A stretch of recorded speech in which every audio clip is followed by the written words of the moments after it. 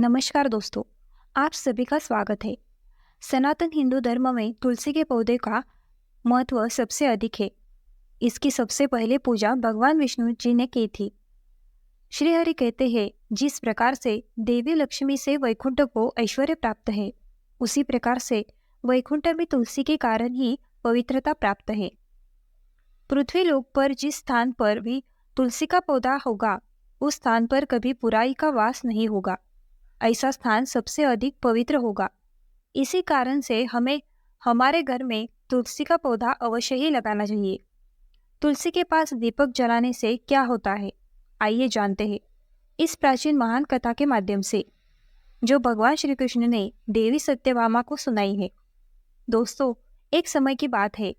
देवी सत्यभामा भगवान श्री कृष्ण के पास आकर उनसे पूछने लगती है, हे स्वामी, आपने मुझे तुलसी के पौधे को जल देने का महत्व सुना दिया है, लेकिन तुलसी के पास दीपक जलाने का क्या महत्व है?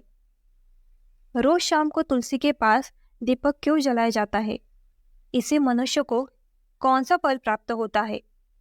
तुलसी के पास दीपक जलाने की विधि क्या है, तथा दीपक लगाते समय कौन से मंत्र का उच्चारण करना चाहिए? कृपया आप मुझे विस्तार से बताइए। भगवान श्री कृष्ण कहते हैं, हे देवी, आज तुमने समस्त संसार के कल्याण की भावना से बहुत ही उत्तम प्रश्न किया है। तुम्हारे इस प्रश्न का उत्तर देने से पूर्व में तुम्हें एक प्राचीन इतिहास सुना हो, जिससे तुम्हें तुम्हारे सभी प्रश्नों के उत्तर मिल जाएंगे। शाम को तुलसी के पास दीपक जलाने से जो फल मिलता है, उसी का वर्णन मैं इस कथा में करूंगा। इसलिए तुम इस कथा को ध्यानपूर्वक सुनना। इस कथा को ध्यान से पूरा सुनने मात्र से ही मनुष्य को 100 वर्षों तक तुलसी के पास दीपक जलाने का पुण्य प्राप्त होता है। देवी सत्यभामा कहती है, हे प्रभु, मैं इस कथा को सुनने के लिए उत्सुक हूँ। कृपया आप इस कथा को मुझसे कहिए। तब तक भगवान श्री कृष्ण देवी सत्यभामा को वह कथा सुनाने लगते हैं।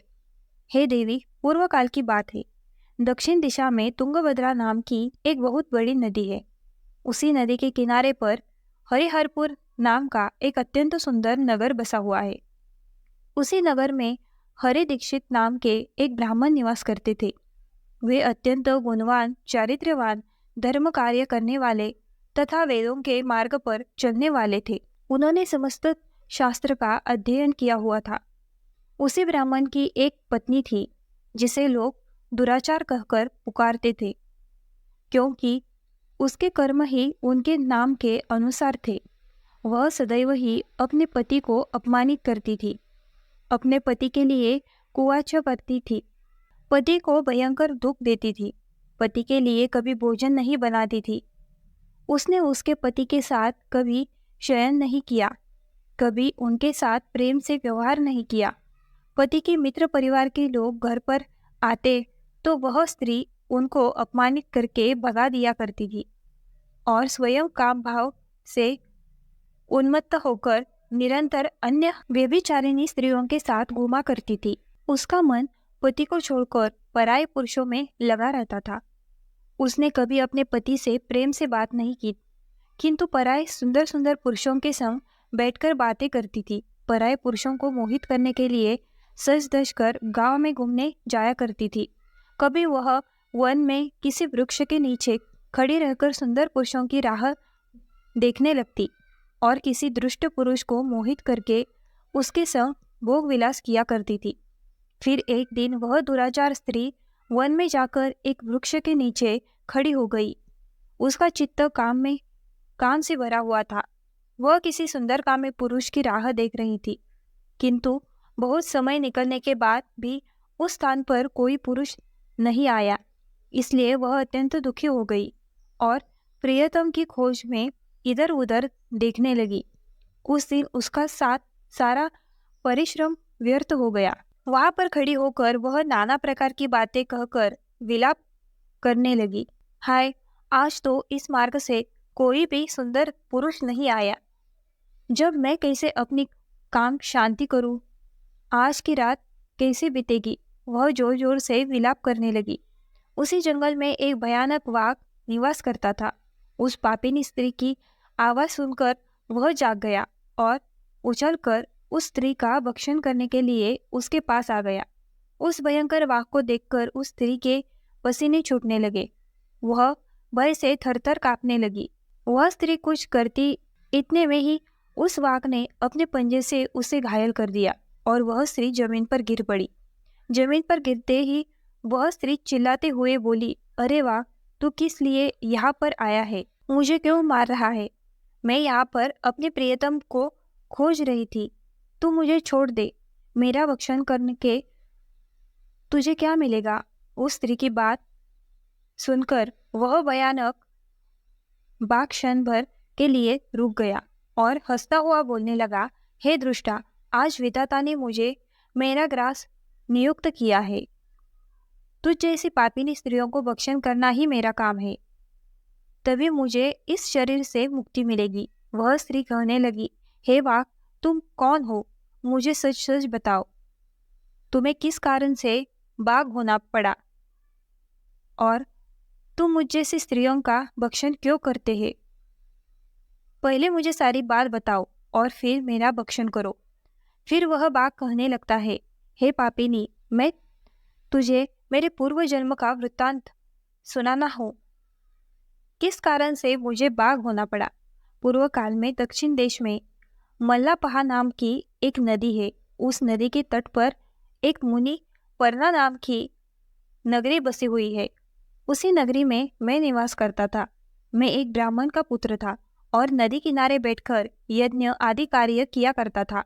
मैंने उस जन्म में अपने पापियों के लिए यज्ञ किए, उन पापियों के घर का भोजन किया। मैंने धन के लोभ से अनेक पापियों के लिए कार्य किए, जिन वस्तुओं का दान ब्राह्मण को नहीं लेना चाहिए, उन वस्तुओं का दान भी मैंने ग्रहण किया। आरण लेने के बहाने से दूसरों से धन लेता था, लेकिन कभी वापस नहीं करता था। इस प्रकार से पाप करते हुए मुझे बहुत साल बीत गए और मैं बूढ़ा हो गया। मेरे बाल सफ़ेद हो गए, आंखें सूज गई, मुंह के सारे दांत गिर गए, लेकिन फिर भी मेरी दान लेने की आदत नहीं छूटी और मैं पाप करता गया। फिर एक दिन मैं धन के लोभ से नदी किनारे गया और अन्य धूर्त ब्राह्मणों के साथ मिलकर हमने लोगों को ठगा। झूठे मंत्र वचन बोलकर हमने बिना विधि किए ही देवी देवताओं का पूजन किया और बहुत सारा धन दान में ले लिया।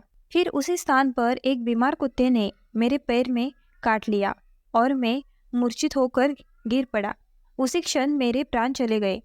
फिर यम के 2 दूत उस स्थान पर प्रकट हुए और मुझे पकड़कर यमपुरी ले गए। वहाँ पर यमराज ने चित्रगुप्त से मेरे कर्मों का लेखा जोखा निकालने के लिए कहा। फिर चित्रगुप्त कहने लगे, हे धर्मराज, इस ब्राह्मण ने घोर पाप किए हैं।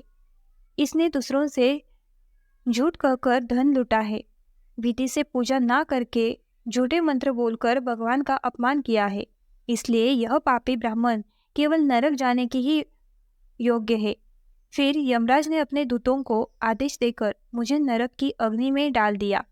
अनेक वर्षों तक नरक की सजा भोगने के बाद मुझे बाघ का शरीर प्राप्त हुआ और मैं इस दुर्गम वन में निवास करने लगा। मैं अपने पूर्व जन्म के पापों को याद करके कभी महात्मा साधु पुरुष सती स्त्रियों का भक्षण नहीं करता हूँ। मैं केवल पापी दुराचारी तथा उल्टा स्त्रियों का भी ही भक्षण करता हूँ, ताकि मुझे पाप से मुक्ति मिल जाए।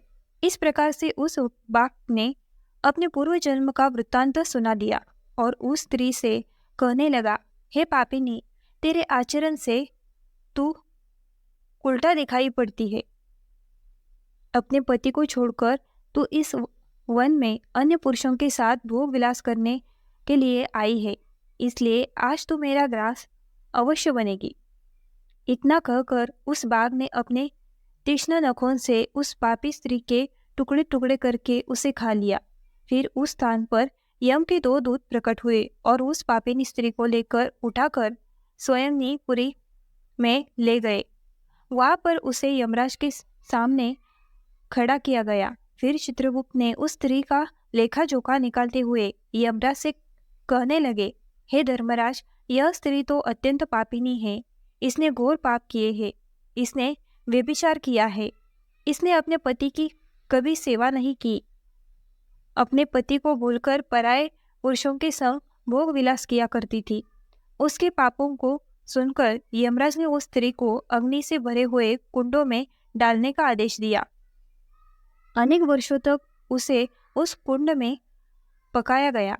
फिर उसे निकालकर ररव नामक नरक में डाल दिया गया। इस प्रकार से उसे अनेक वर्षों तक अलग अलग नरकों में वह महापाप स्त्री पुनः पृथ्वीलोक पर आकर चांडाल के रूप में उत्पन्न हुई। चांडाल के घर में जन्म लेकर वह फिर से अपने पाप करने लगी, व्यभिचार करने लगी, अनेक पापी पुरुषों के संग विहार करने लगी। फिर कुछ समय बाद पूर्व जन्म के पापों के कारण उसे कोढ़ का रोग हो गया और वह भयानक पीड़ा सहन करने लगी। वीडियो अच्छा लगा हो तो हमारे चैनल को लाइक, शेयर और सब्सक्राइब करना ना भूलें। धन्यवाद।